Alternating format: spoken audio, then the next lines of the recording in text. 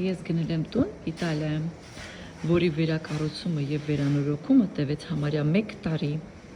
Մի քանի ամիս տևեց գազաֆիկացումը, մի քանի ամիս տևեց ջրի մատակարարումը։ Ընդհանրապես Իտալիայում ցանկացած բան պատվիրելը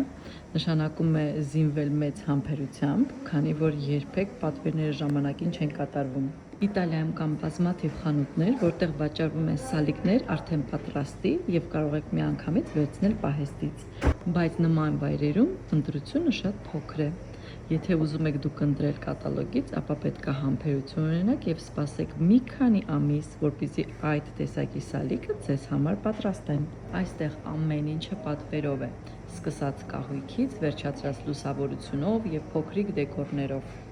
Ցանկացած բան պատվիրելուց պետք է պատրաստեն, որ ամենակիչը 2-3 ամիս տևելու է,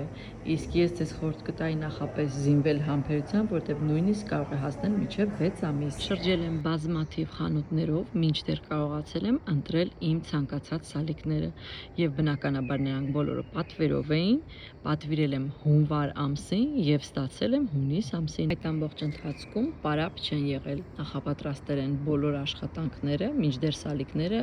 արդեն պատրաստվում էին գործարանում, փորձարկել են տաքացվող հատակը, սվաղում եւ հարթեցնում էին պատերը եւ արդեն մեկ շերտով ծածկում էին առաստաղները։ Արդեն ժամանակներ մտածել ինտերնետային եւ հեռուստացույցային կապի մասին։ Այստեղ հեռուստացույցի համար դուք վճարում եք հոսանքի կտրոնի մեջ, կոչվում է Canone Rai, եւ ամեն անգամ դուք կգտնեք այն ներառված այդ կտրոնի մեջ եւ կապ չունի դուք ունեք հեռուստացույց թե ոչ։ Եթե չունեք եւ չեք ուզում ունենալ այդ կապը, պետք է հատուկ դիմում գրեք, որ ձեզանից այդ վճարը չգանձեն։